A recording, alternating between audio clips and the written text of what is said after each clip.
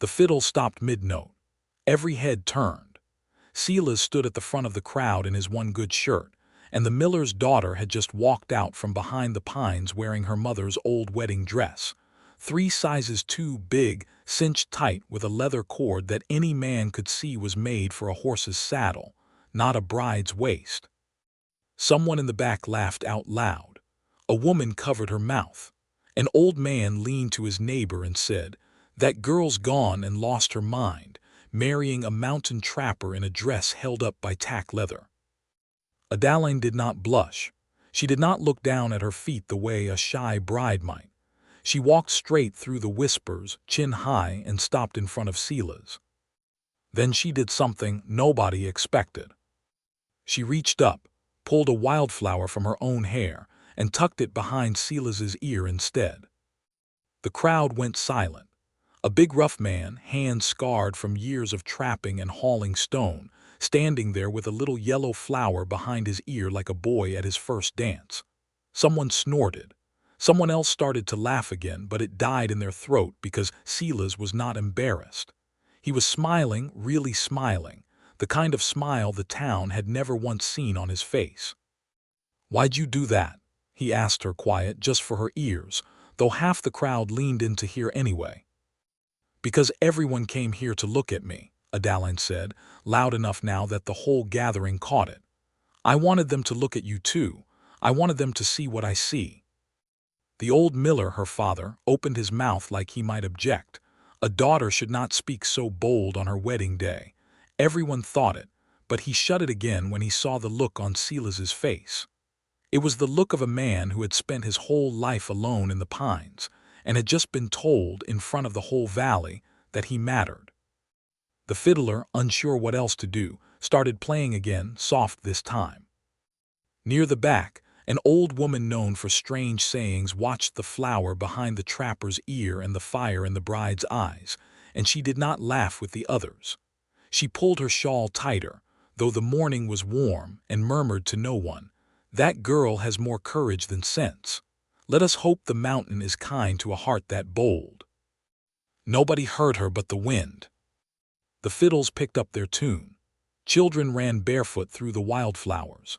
And Silas, rough hands and rougher past, danced his first dance ever, a yellow flower behind his ear, not caring one bit who stared. Snow fell thick that evening, so thick Adaline could barely see the path in front of her. She carried 2 buckets of water down the slope from the stream, her boots crunching through fresh powder, her breath coming out in white clouds. Winter had come early and hard that year, the kind of cold that cracked wood and froze rivers solid in a single night. She had walked this path 100 times since the wedding. She knew every rock, every bend. But snow hides things. It covers roots and stones and makes a familiar path into a stranger's trap.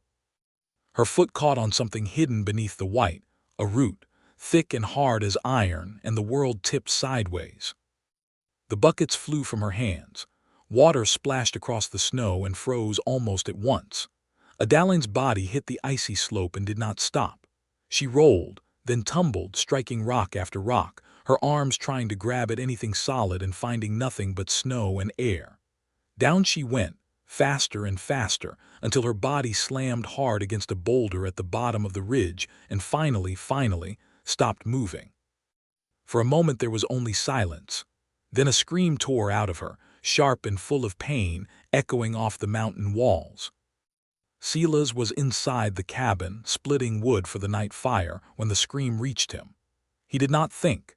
He did not hesitate. He dropped the axe where it stood and ran out into the storm in his shirt sleeves, snow already stinging his face, his heart pounding harder than it ever had while running from bears or wolves. "Adaline," he shouted, his voice cracking against the wind. "Adaline, where are you?" He found her at the bottom of the ridge, small and broken against the white snow, one leg bent at a wrong and terrible angle. Blood spotted the snow near her head. Her face had gone pale as bone, her lips trembling not just from cold. "It hurts," she whispered when she saw him, tears freezing on her cheeks even as they fell. "It hurts so much, Silas."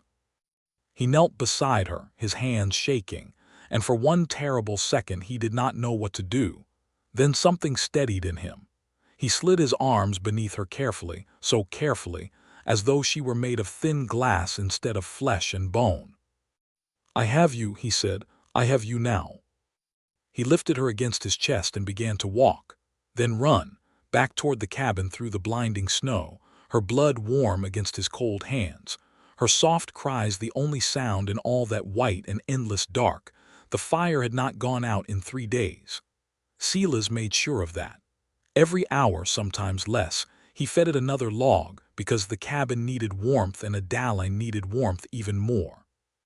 Her leg lay wrapped tight in cloth, splinted with straight branches cut fresh from a pine tree, and her skin burned hot with fever beneath his hand. He had not slept, not truly. He dozed sometimes in the chair beside the bed, jerking awake at every small sound she made, every moan, every shift of her body against the blankets. The nearest doctor lived 2 days' ride away, across a mountain pass now buried under fresh snow. No horse could cross it. No man either, not without dying in the attempt. So it was only Silas and the fire and whatever his own 2 hands could do. He remembered the willow bark his mother used to boil for fevers when he was a boy. He found some in his trapping supplies, dried and forgotten in a tin, and boiled it now with shaking hands, praying to whatever might listen that he remembered the recipe right. Adaline drifted in and out. Some hours she knew him. Other hours the fever pulled her somewhere far away, somewhere full of pain and fear, and she would cry out things that broke his heart to hear. "It hurts," she sobbed one night, gripping his hand so tight her nails left marks in his skin. "It hurts, please, please stay. Don't leave me, Silas, please stay." "I am here," he said, his voice low and steady though his own eyes burned with tears he refused to let fall. "I am not going anywhere. You hear me? Not anywhere." He began to sing to her then, old songs half remembered from his childhood, sung badly and off-key, his rough voice cracking on the high notes. But it did not matter that he sang poorly. What mattered was the sound of him, close and constant, proof that she was not alone in the dark. Outside, the town had not forgotten them either. Neighbors rode out when the storm allowed it, leaving bread, dried meat, and firewood at the door, never knocking, never staying, only helping in silence so the healing inside would not be disturbed. One evening, an old woman came, the same one who had watched the wedding with worried eyes. She carried herbs in a cloth bag and a thick woolen blanket, and she pressed them into Silas's tired hands. "Kindness," she said simply, looking at his hollow eyes and unwashed hair, "is the strongest medicine there is." Then she left him to his watch, and Silas returned to the bedside, took Adaline's hand once more, and stayed the fever broke on a morning so quiet Silas almost missed it. He woke in the chair beside the bed, stiff and sore, and reached out from habit to touch Adaline's forehead the way he had done 100 times that week. Her skin was cool, not cold with death, but cool with life returning. Her eyes opened slowly, clear for the first time in days, and found his face. "Silas," she whispered, her voice cracked from disuse. "I'm here," he said, the same words he had said every single day. But this time his voice broke on them, and tears he had held back for a week finally fell. Spring came slow to the mountain that year, melting the snow in patches, turning the frozen stream back into running water.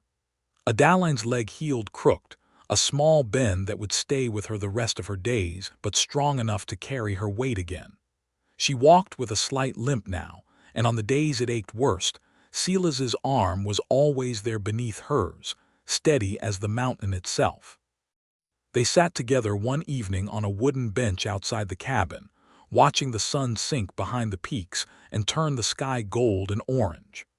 Adaline studied Silas's face for a long moment, the same rough face she had once decided, on her wedding day, to show the whole valley. "You never left," she said quietly. "Even when I was nothing but tears and fear screaming at you in the dark, you never once left."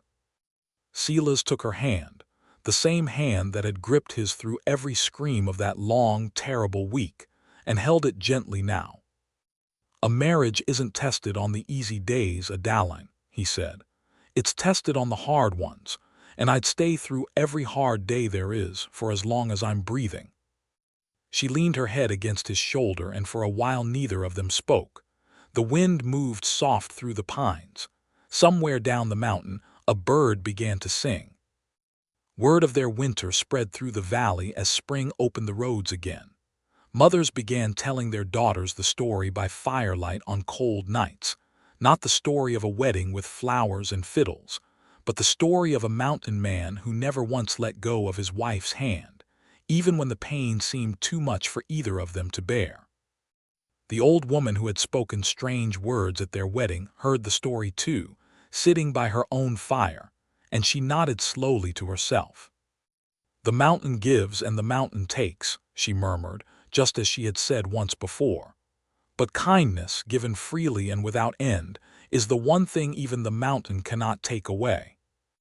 Outside, the last snow melted from the ridge, and somewhere in the valley below, spring pushed new green up through the earth.